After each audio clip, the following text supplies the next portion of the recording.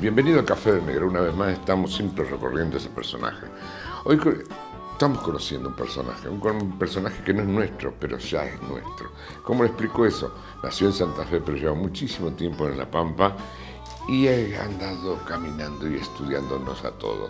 Pero no a los pampeanos. Él en sí, su vida, la vuelca en lo social y ve muchas cosas. Yo me acerco a él por la pintura.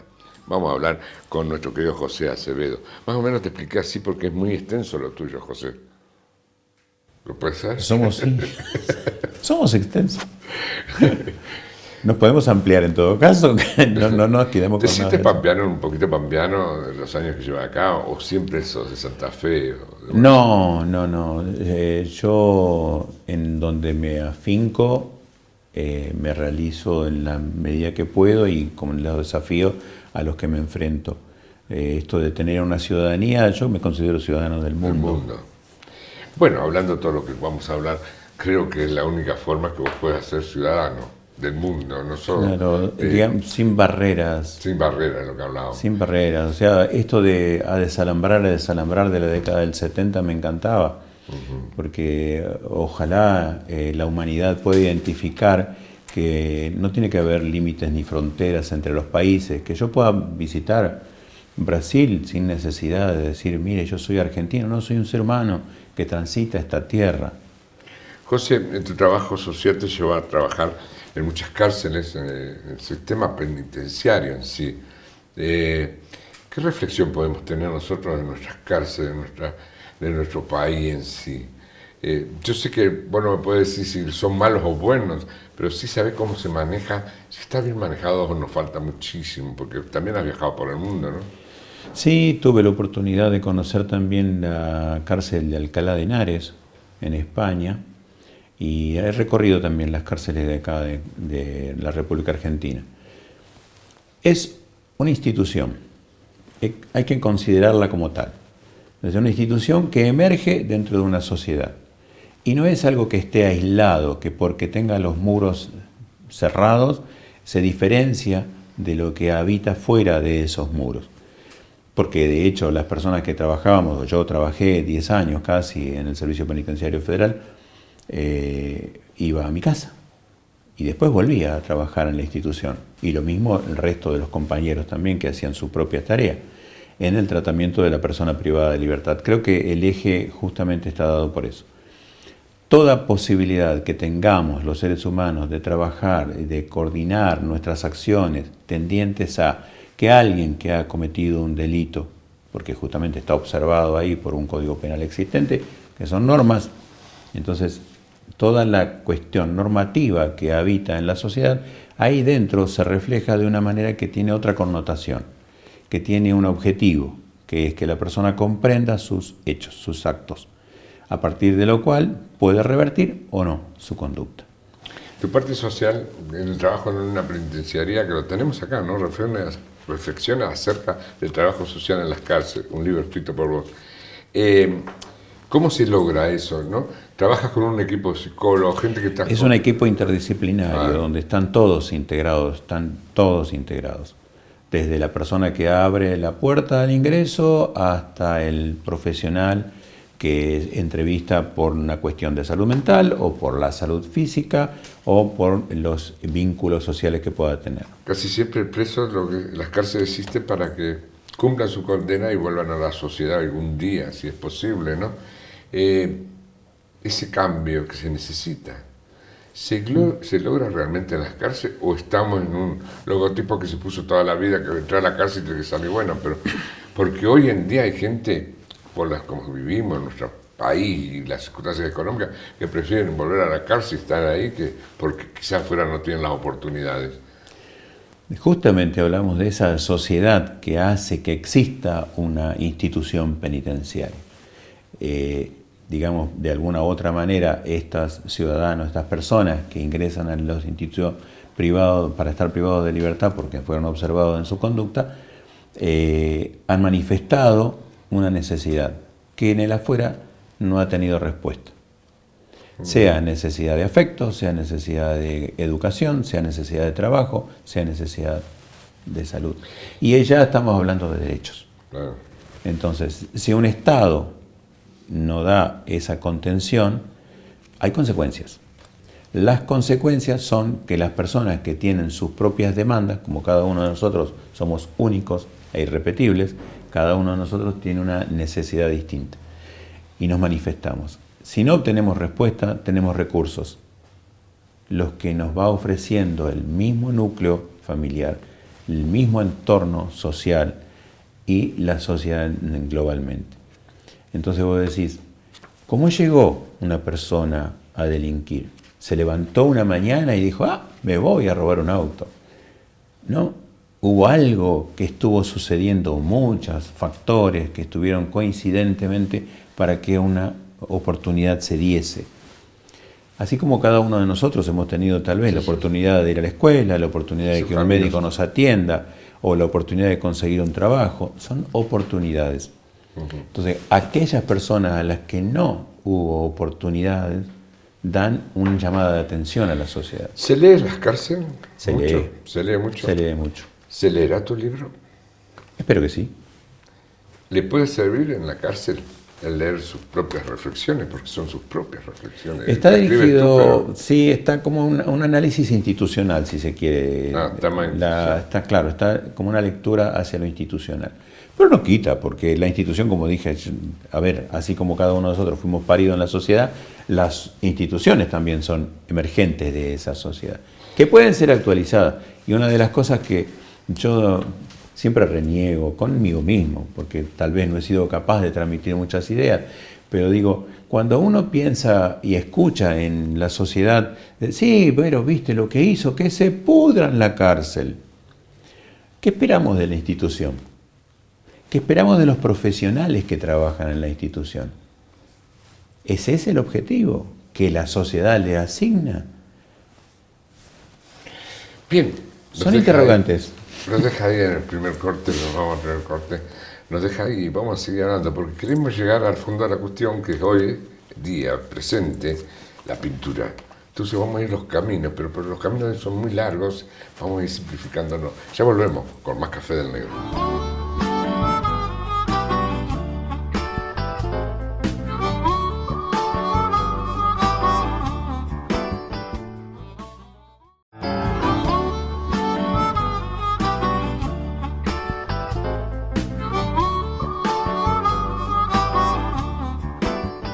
Seguimos con José Acevedo. El arte, ¿es la vida misma? Es una manifestación de la vida. ¿Cómo queremos vivir?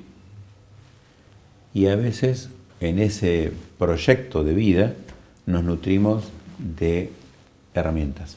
¿Y cómo se puede hacer una persona como vos que sos budista, trabajas en lo social, trabajaste en vialidad, anduviste en el mundo, escribes libros? ¿Cómo lo puedes volcar en una pintura? A mí me convocó la necesidad de expresarme de otra manera. Me había expresado a través de las escrituras, a través de la intervención en algunas instituciones a nivel social, donde podía hacer un aporte, tal vez. Eso es un objetivo también, ¿no? Uno busca como también proyectarse y decir, bueno, ¿qué es lo que puedo hacer? Entonces en esas intervenciones uno trataba de hacer algo.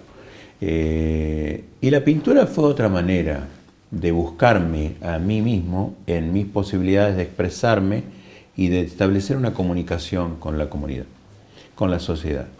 Es decir, ¿por qué no puedo toda esta sensibilidad, toda esta motivación, traducirla en una obra? Envolcar, tal vez en colores, en forma. Me gusta mucho la pintura abstracta.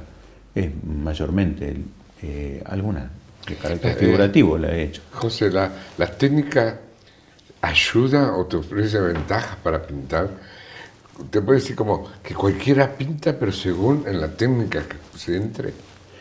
Calculo que cada uno de nosotros tiene una forma de expresarse y buscará a través de las herramientas que le ofrezca la pintura, sea con su textura, sea con herramientas, sea con pincel, sea con espátula, sea con agregados que le den textura, y cada uno va a volcar una manera de expresarse. Lo importante es eso, que lo haga con sinceridad, con corazón, con motivación, con volcar las sensaciones y las emociones, los sentimientos que anidan en cada uno de nosotros. De pronto yo me encuentro diciéndole cosas al cuadro y el cuadro después me dice cosas. Y hasta me he encontrado donde el cuadro me dice, listo, acá está acá, déjame acá, listo. Es una conversación, no se pinta. Es un diálogo. Claro, no. Es un diálogo. Nadie se propone y dice, yo pinto esto. No, se empieza y vas haciendo. Dentro de las distintas técnicas o temáticas que uno puede abordar en la pintura, puede hacer una pintura realista, tomar una foto, copiarla textual y decir, esto es una obra de arte. Copiada es excelente, parece una fotografía, pero es una pintura. Bueno, y hay que llegar a eso. Pero la escritura y la pintura se expresan igual entonces, ¿no? Ahora una se Para mí desde lo reflexivo. Claro. O sea, lo que me conduce es la reflexión. Claro. Por eso, y a José Acevedo, ¿qué es lo que le lleva a reflexionar más? ¿Una pintura o escribir unas líneas? Por estos tiempos, la pintura. La pintura. Pero también incursiono, no puedo dejar de lado, ni lo voy a dejar de lado nunca, a la parte de escritura. Ahora estoy escribiendo un libro sobre educación, en clave de diálogo, en clave como territorio, como lugar donde dialogar. Entonces encontré en una experiencia que tuve en Israel estudiando el tema del Holocausto, que existió una persona que se llamaba Janusz Korczak. Janusz Korczak en el gueto de Varsovia crea orfanatos para albergar a aquellos niños que quedaron en la calle porque sus padres habían sido llevados a los crematorios. Y él reunió 250 chicos y entonces decía, ¿cómo hago para llegar a su corazón para que puedan acceder en este terrible escenario a la educación, a aprender a leer y a compartir con sus compañeros? Entonces hizo como una suerte de autogobierno del instituto, del orfanato.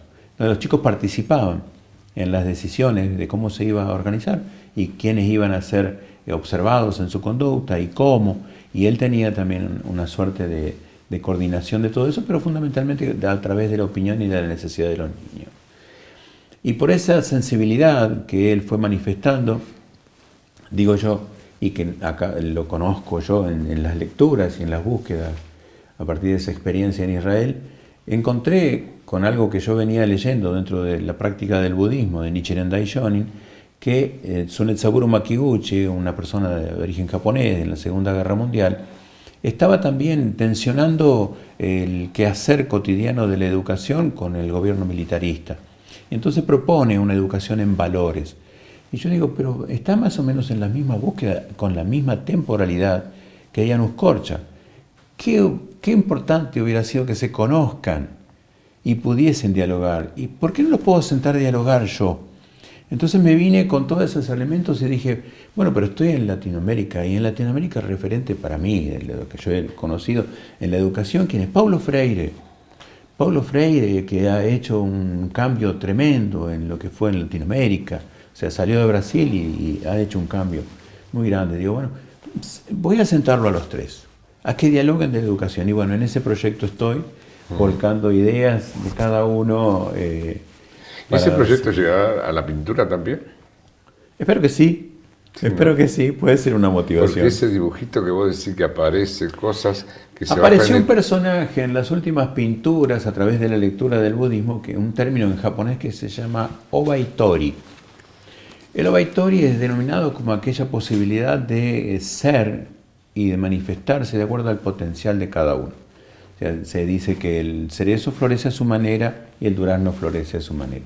Y el durazno no tiene problema porque el cerezo tiene otra flor o tiene otro tiempo. Entonces el obaitori se dirige justamente a eso. Cada uno de nosotros florece a su tiempo y a su manera. Y ese personaje hoy lo vamos a encontrar en alguna de las obras. ¿Experiencia? ¿Qué fue? ¿Dónde? ¿Fue una experiencia linda? Experiencia fue la última muestra que se pudo realizar en la Municipalidad de Santa Rosa, en el Consejo Deliberante, en la sala previa a la reunión de los consejeros deliberantes. Y fue muy linda experiencia porque fue una posibilidad de mostrar en la comunidad las cosas que voy haciendo con las obras. Tú lo habías hecho virtualmente. Previamente había sido también la primera muestra que realicé fue virtual. En época de pandemia, en ese encierro que saludablemente tuvimos, mi expresión de ese momento fue 40 obras. Eso te iba a preguntar, en las obras, vos pintaste en tiempo de pandemia. Sí, y hay un relato, Si la leemos a la pandemia en tus cuadros. De hecho, hay un cuadernillo que tengo que justamente lo hice así, como relato. Y en la muestra que se hizo en la Galería del Molino, a quienes les agradezco muchísimo que me hubiesen dado la oportunidad para mostrar mis obras en época de pandemia, en las que todas las salas de arte estaban cerradas, la gente no podía salir de su casa, entonces abrieron esa posibilidad. Y bueno, tiene un correlato con cada uno de los momentos. Vamos a tener alguna otra exposición antes, que también nos vamos a decir, de tu viaje a Europa, a radicarte en Europa. Espero que sí. Espero que sí. ¿Hay proyectos, hay estudios? No, hasta ahora no hay. ¿Material tenés como para seguir pintando? Sigo Lo que tenés pintando y el material para pintar tenés. Sí. Sí, hay mucho material para pintar, sí. Se tiene que ir, como vos experimentaste el estudio en sí de la pintura con una persona que te fuiste, te papaste, te enseñó. Sí. ¿Si es necesario eso para pintar o hay gente que expresa? Tiene que haber una genialidad muy grande para soltarse y llegar al corazón de las personas con la obra de cada uno. Por supuesto que cada disciplina tiene una técnica y es importante, junto a un maestro, hacer los primeros pasos. ¿Cómo era tu maestra? Urfia Medina. Reside en en San Juan, es una pintora muy reconocida, tiene obras en salones nacionales, premios de salones nacionales también. Nos vamos al próximo corte y le dejamos esta pregunta, no pensarlo. ¿Cuál fue el cuadro que más habló, el que más te costó, el que más tenés, el que más sentí? Ese cuadro que es el hijo primero o el último, pero el que más lo pesa. Podemos traer. Ya volvemos con el Café del Negro.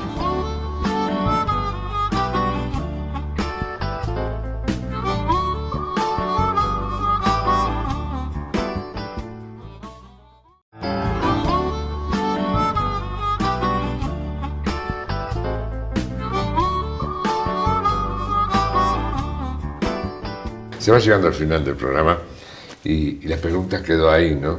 Ese hijo predilecto, ese que te quedó marcado y que debe tener una historia, ¿cuál puede ser de los cuadros? Hay un cuadro en el que me desafié a utilizar un solo color y una técnica que le diese movimiento y vida, e indagando, explorando, también estudiando, encontré en Estados Unidos a un pintor que se llama Murray.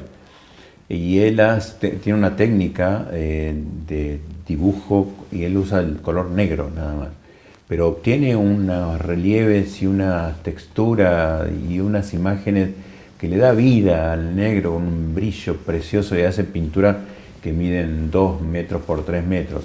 Yo no me animé en principio a hacerlo de ese tamaño, pero sí traté de ir coordinando con él más o menos una técnica similar. Y bueno, ese homenaje a Murray está plasmado en un color azul hermoso. Azul. Sí. No te animaste con el negro, el azul era más... Sí, es más accesible para mí. ¿Todo fue por él? ¿Por esa iniciativa de verlo? ¿O es...? Fueron desafíos, porque yo digo, ¿cómo esa persona se está desafiando a utilizar un solo color y obtener tan rica expresión? La pintura, ¿cómo se expresa? ¿Cómo podemos ser buenos conocedores de la pintura en sí? Porque vemos una galería de distintos tipos de forma, de técnica, de haber pintado, y ¿cómo la identificamos o tenemos una sola cada uno? No, habita en nosotros muchísimas imágenes que nos han recorrido a través de nuestra propia vida, nuestra propia experiencia, y son como lugares que la pintura va a convocar y a recorrer. Y entonces cada uno de nosotros puede encontrarse con una pintura y decir, wow, esta pintura me encantó, me llena el corazón, me llena el espíritu, y está tocando esas sensibilidades, ¿no?, que lo habitan, ¿no? Cuando uno agarra un pincel y pasa su primer pintura, su primer trazo en eso que va a pintar, ¿lo tiene o lo va haciendo, lo va creando? En mi caso, no sé si los pinceles tienen vida, pero es como que me van guiando. Te van guiando. Me van diciendo por acá, por allá, hasta acá. Y hay personas... Ahora otro color. Y eso es fabuloso. Eso es hermoso. O sea, hay gente que son ansiosas y Sí. cuando empiezan algo lo quieren terminar. ¿Cómo se maneja en una persona ansiosa? ¿Tú eres ansioso cuando empieza o para, lo deja, lo agarra al mes que viene o siempre tenés que terminar la obra? Es individual, cada uno tendrá su ¿Y la impronta tuya cuál hacia la es? pintura. A mí me gusta empezar y terminarlo el cuadro. A veces estoy 3, 4, 5, 6 horas. Y a veces estoy 15 minutos y digo, acá, me parece que no, paro y sigo al otro día. Se va llegando al final del programa. Te voy a pedir una reflexión. Budista, trabajador social, escritor, pintor de grandes cuadros, masajista, Reikista. requista. ¿Cuál es el José? ¿Qué reflexión haces sobre sacate? Si tenés tanto espíritu, sácate de ti mismo y di, ¿quién es José? Le voy a pedir a José que se siente y me cuente cuáles fueron sus búsquedas. La sensibilidad de encontrar y encontrarse en una posibilidad de crecer. Te lo enseña el mundo, el andar, todo eso, la experiencia, ¿no? De compartirse. Y, Porque para compartirse hay que desafiarse. ¿Y qué va a buscar en Europa? ¿Qué quieres buscar más? Ya has estado afuera del país, pero radicarte, ¿qué vas a buscar? Porque hay en Europa, muchas más ciudades. en Europa a conocer y a buscar un territorio que no he explorado de lo suficiente y que me gusta, me entusiasma conocer mucho. Puede ser Por que- historia, por lugares, por vivencia, por acompañar a mi hijo en esta etapa de su vida que está radicado allá también. Allá voy. Puede ser que terminemos viéndote en la NASA. No. No, no te gustan esas No. cosas. No, porque te digo No, por no, las no, expresiones no. que vos vas investigando. Sí, pero voy investigando lo que tiene que ver con los vínculos con la realidad del ser humano. En cuanto a que la NASA, me imagino, no la conozco, Hace poco, está realista, mirarlo al sí. ser humano desde otra distancia y de mirar el escenario donde el ser humano se realiza. Mm. Y en ese sentido, la convocatoria en todo caso, a la que me llamo, es hacer y seguir siendo protagonista de este quehacer humano. La política está en tu vida, es parte de tus pinturas, es parte de tu escritura, La política es algo. parte de la vida de cada uno de nosotros, de todos, porque cada uno, ser humano que se levanta, ya ha tomado la decisión política de levantarse y ha tomado la decisión política de ir a su trabajo, porque podría quedarse en su casa, o ha tomado la decisión política de estudiar, Claro. y cada una de las decisiones que tomamos es una decisión política.